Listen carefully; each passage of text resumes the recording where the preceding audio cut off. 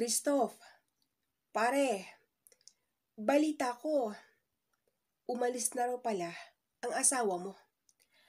I mean, nakalipad na. Akala ko ba pare, ayaw mong payagan ang misis mo? Bakit ngayon, nakaalis na pala? Ang turan ni Brando na isa sa mga matalik kong kaibigan at kumpare. Bale, inaanak ko yung baby nila. Ang bilis naman ng balita na yan. Nakarating na pala sa inyo. Hay nako pare, kahit na ayaw ko sana, matigas naman ang ulo nun. Ang sabi niya, ano naman daw ang gagawin niya dito pag hindi ko siya pinayagan na umalis. Naboboard daw siya. Nakakainis nga eh. Hindi man lang niya iniisip yung magiging kalagayan ko dito. Ilang taon pa lang kaming kasal ha. Pero, heto, iniwan na niya ako. Hindi man lang ako nag-enjoy na makasama siya. Ang malungkot na aking sagot. Paano yan? Pare, wala na. Umalis na siya. Hindi naman pwedeng ganyan ka na lang, di ba? Alam kong mahirap ang pinagdadaanan mo ngayon. At alam ko din na 2 taon kang ganyan kung hindi kita tutulungan para malibang naman ang sarili mo. Bukas ang pintuan sa bahay ko. Anytime, pwede kang pumunta doon. Taong bahay lang ang kumare mo. At kasama niya yung anak namin. Kaya kahit anong oras pare, pwede kang pumunta doon. Pare, huwag kang magmukmuk. Maglibang ka. Total, tapos na ang magawaing bukid. Ano kaya kung sumama ka muna sa akin? Kunin mo muna yung isang tricycle ko. Ano pare, gusto mo ba? Ang sambit ng kaibigan ko. Sa lahat ng mga sinabi ng kaibigan ko, pinakinggan ko lahat at inintindi ko ang mga sinabi niya. At dito ko naramdaman yung pagmamalasakit niya. Tama naman siya eh. Hindi ko dapat ilagay sa kalungkutan ang sarili ko. Hindi ako pwedeng magmukmuk at iisipin ang ginawa ng misis ko. Maganda ang sinasabi ng kumpare ko. Kaya naman, sumagot naman ako ng, oo, tama ka pare. Kaya, sige, bukas na bukas din, pupunta ako sa bahay niyo. Kukunin ko muna ang tricycle mo pare, ang wika ko. Yun, ganyan ang gusto ko pare.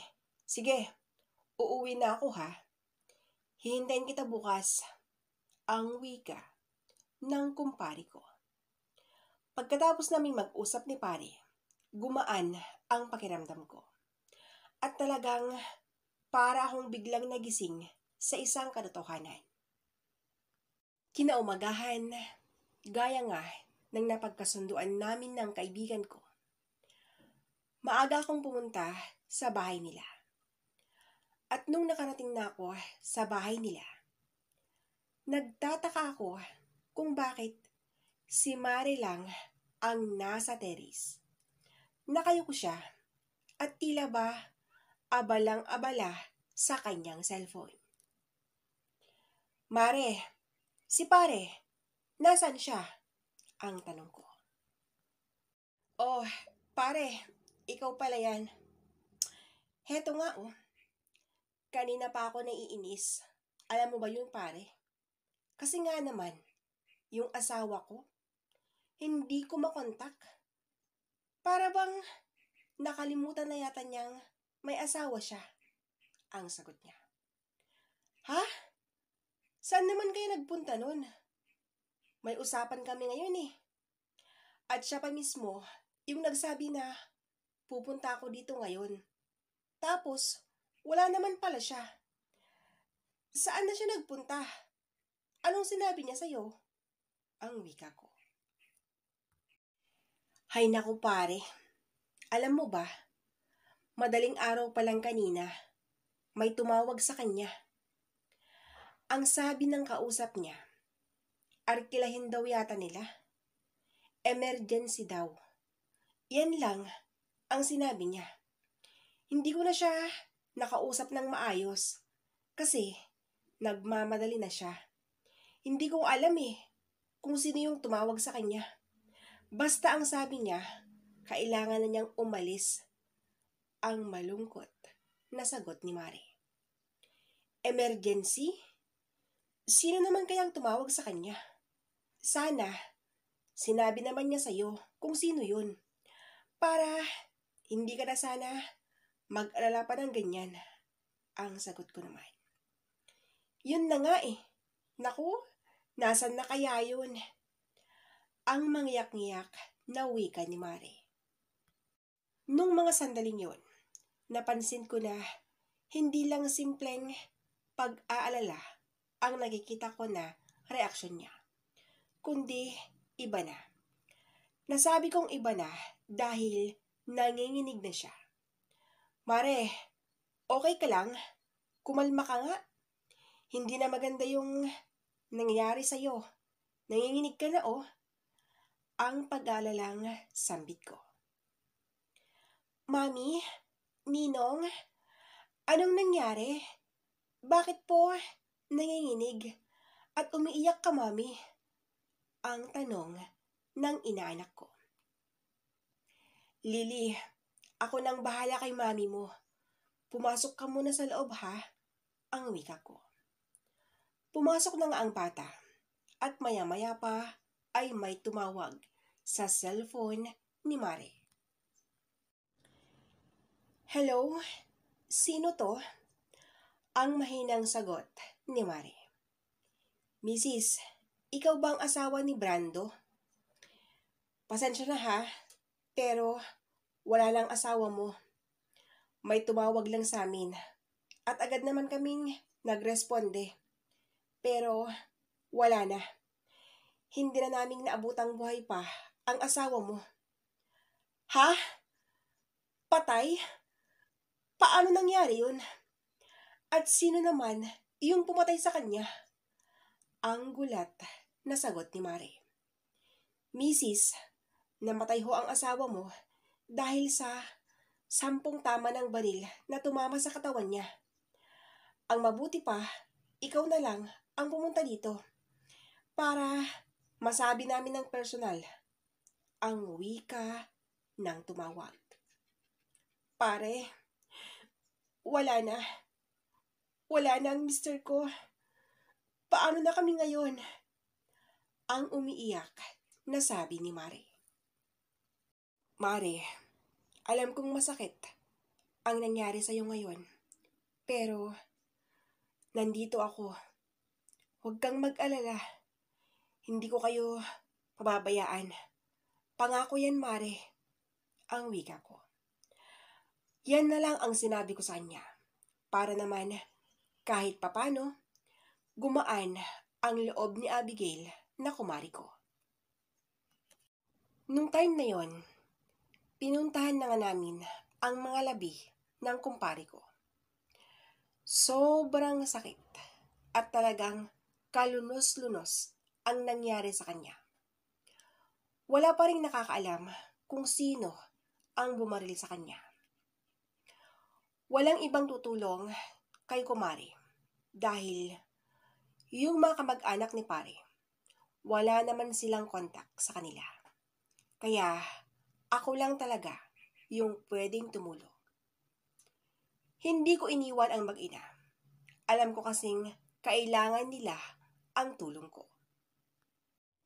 Binurol nga namin ang bangkay ni pare ng ilang araw lang. Ang sabi ni Mare, ayaw na raw niyang paglamayan siya ng 9 na araw dahil mas lalong masasaktan lang daw ito kung magtagal sa bahay nila. Pagkalipas ng 4 na araw, nilibing na namin ang kumpari ko. Sa di inaasahang pagkamatay ni pare, napansin ko ang unti-unting pagbabago ni Mari.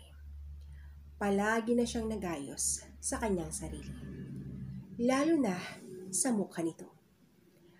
Laging naka-lipstick, na tila ba palaging may pupuntahan. Pero nasa loob lang naman siya ng bahay. At dahil sa nakikita kong pagbabago ni Mari, kinausap ko siya. Mare, may napapansin ako sa iyo mula nung namatay si pare.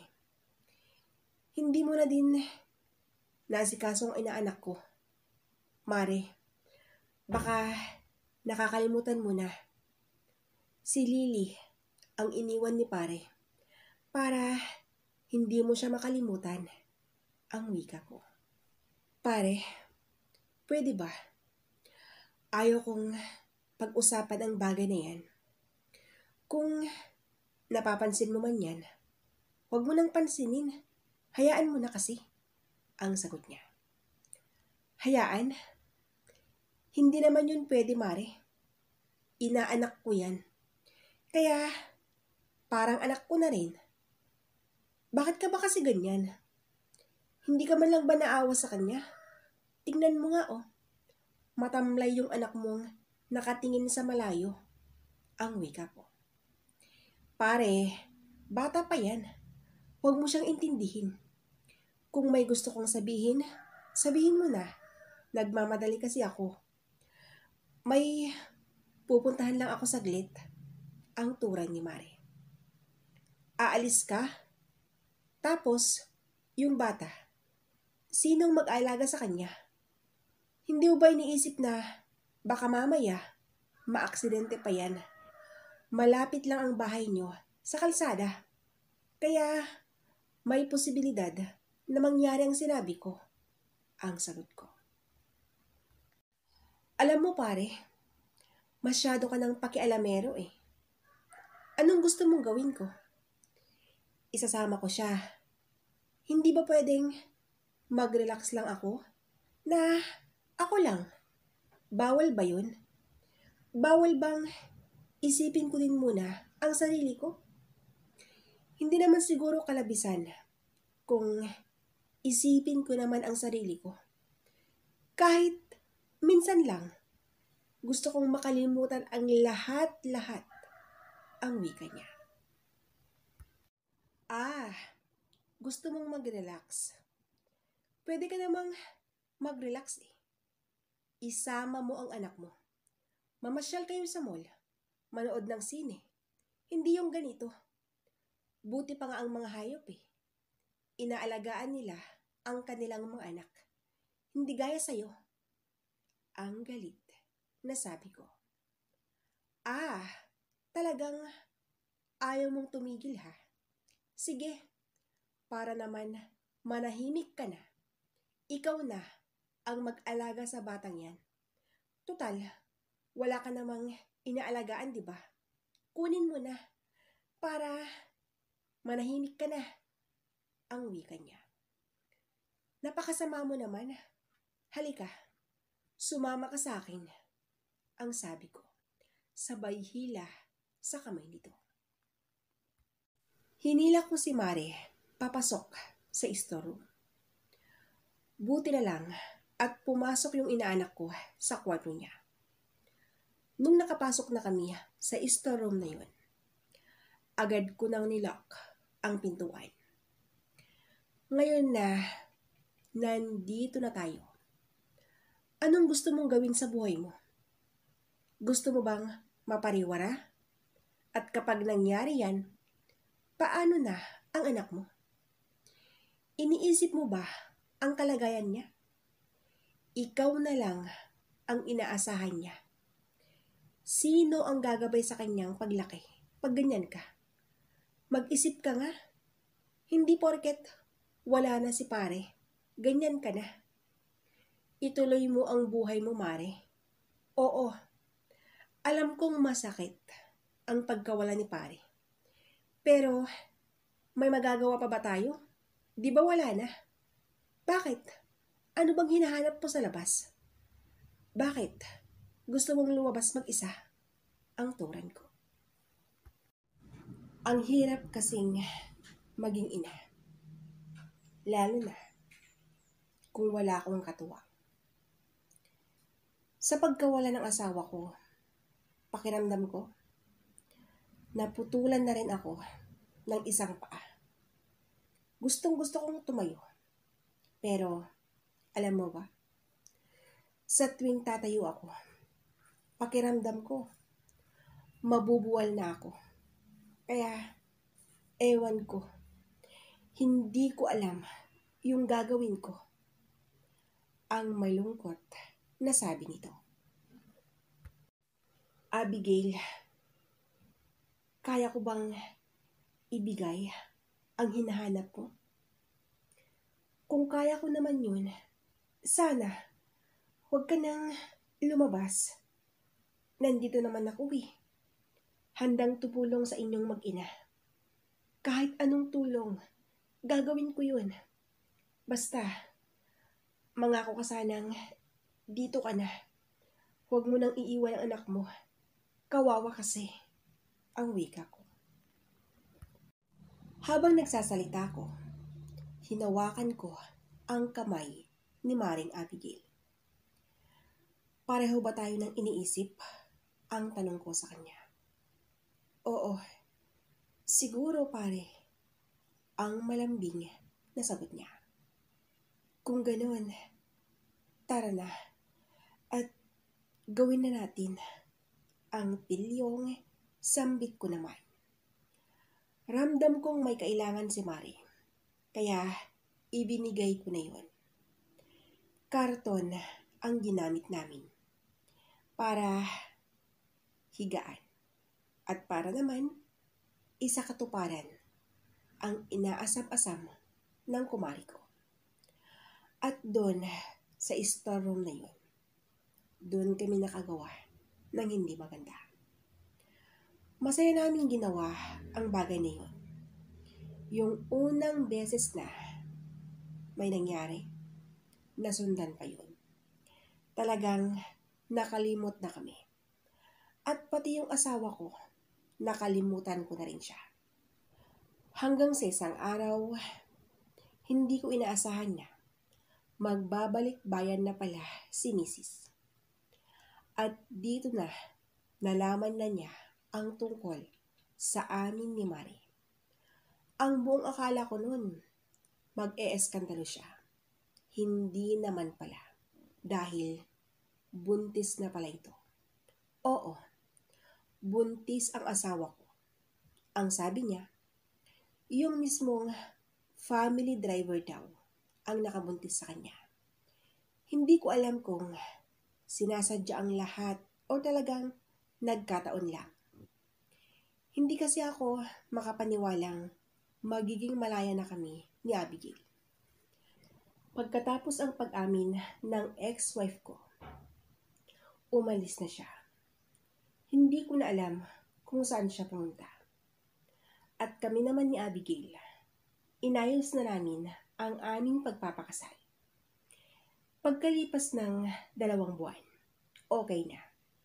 Sa awa ng Diyos, naging legal na rin ang aming pagsasama. Sa ngayon, buntis ng asawa ko. Masaya ako sa piling ni Abigail dahil malayong malayo sa ugali ng ex ko na siya yung gumawa ng paraan para matagpuan ko ang babaeng tunay nagmamahal sa akin. Ang tanging hiling ko lang, sana yung ugali ni ex, hindi ko na sana makita yun kay Abigail na dating kumari ko, ngayon asawa ko na. Dito ko na po winawakasan ang istorya ng buhay ko.